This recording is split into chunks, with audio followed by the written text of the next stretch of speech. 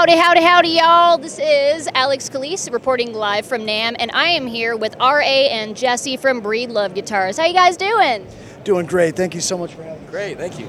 Absolutely. So tell me a little bit about Breedlove. I've been hearing about you guys a lot, actually, in the media. Are all the guitars handcrafted in Bend, Oregon? Breedlove Guitars, yeah, we're based in Bend, Oregon. We've been making guitars there for over 25 years.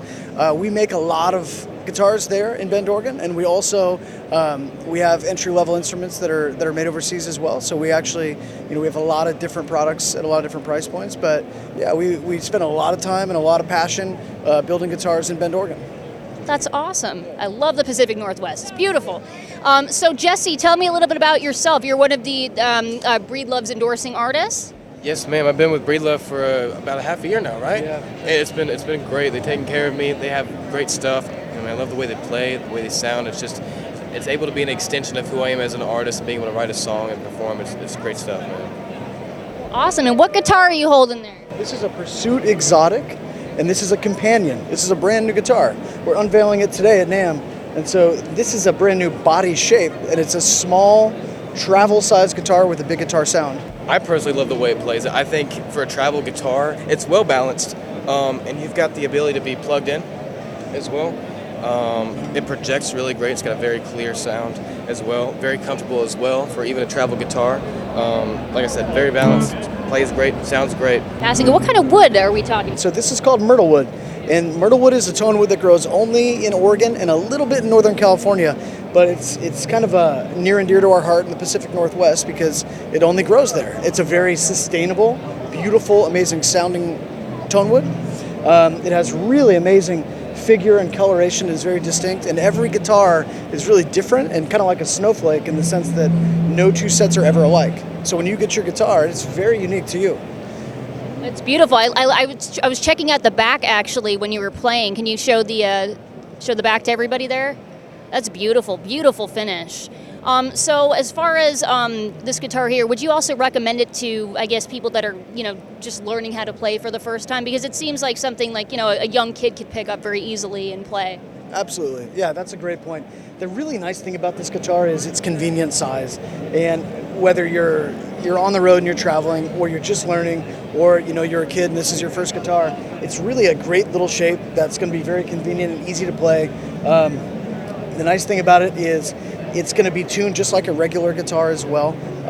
But this is a really easy fretboard to move around on. The setup's really nice. The action's low. So for a beginner, an intermediate player or an advanced player, you're really going to get a really great sounding, really fun guitar. And in terms of the frets, the number of frets, is it the same as it would be a standard guitar?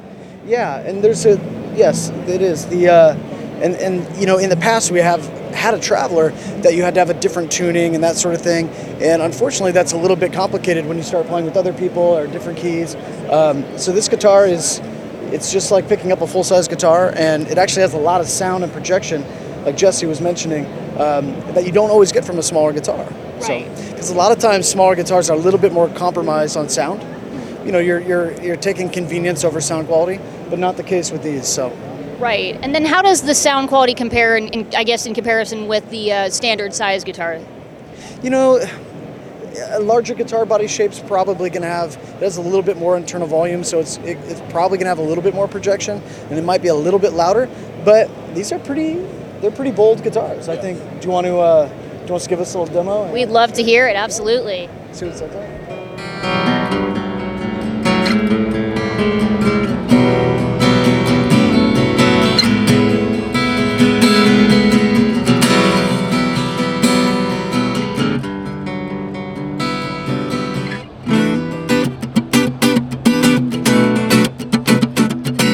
Yeah, the nice thing about Myrtlewood is very balanced and has a lot of note-to-note clarity, and it's just very balanced along the lows, the mids, and the highs.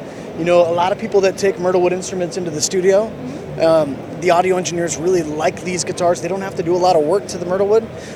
Just inherently, it's a very balanced sound. I do some audio engineering as well, and there's not a lot of unwanted frequencies you have to contend with, which is pretty nice. So. That's awesome. Yeah, that's cool. As far as that type of wood, do you see a lot of other companies, manufacturing guitars like that, or are you one of the few using that type of wood? you don't see a lot of other guitar manufacturers using this wood. From time to time, I will see it out in the industry. It'll pop up in limited editions, limited runs, but it's really a wood that we started working with about 25 years ago, and we've kind of really learned how to get the most out of it and kind of pioneered the use of Myrtlewood, Right. which is cool. And is it all over the state, or is there a particular, section of Oregon in which it grows? I don't know if you've traveled up the Oregon coast, which is beautiful, but basically from the redwoods in California, along the coast, all the way up to about the middle of the state, like around Port Orford, that's the whole range of this species. And so it grows right there in that little corridor. It doesn't make it over the Cascades into the rest of the state. It's a very small little window, geographically speaking, of where it grows, but it's very plentiful and it's very sustainable, Right. which is cool. That's awesome. So do you have like relationships with loggers and stuff out there? What's very cool about Breedlove too, with all of our USA made guitars, we don't utilize clear cut anything. There's a lot of clear cutting that happens in our state and in a lot of forests in general. We don't use clear cut wood. And so we work with a select group of folks that go out there and they find old, down, salvage trees. Right. And so they are taking, no clear cut woods or anything like that. And so they're working really hard to find, really sustainable, but also not clear cut timber, which is super cool. And then what else do we have here? You have Okay, so another guitar you're showcasing. So we wanted to bring you guys something from the USA Custom Shop. And so this is just, everyone loves Cocobolo. I mean, how could you not? It's beautiful. It's a beautiful tone wood. So this is a Legacy Concertina. This is our smaller body guitar. But yeah, we just wanted to bring something really pretty to show that the guys just finished in the custom shop. And do you want to give them a little comparison? Yeah, please. Quite a different tone. Yeah. Or I can take that one. Like musical chairs.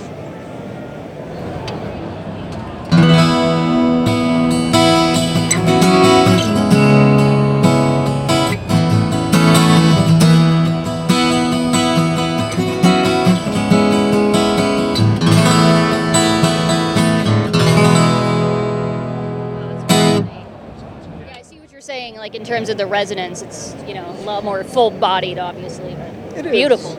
And this is Cocobolo is a really dense wood. It's so dense that Cocobolo will sink in water.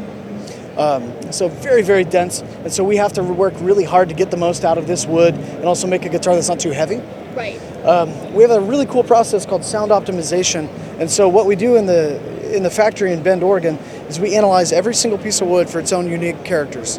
If you think about a tree growing in the forest, that tree can vary up to 30% in its density within one tree. So if you build every guitar to one spec and treat every piece of wood like it's the same, you're going to have a 30% variation potentially in your final product. Right. So we analyze every single piece of wood to analyze its density, understand its features of that specific wood, and then cut it to its exact dimensions based on its uniqueness.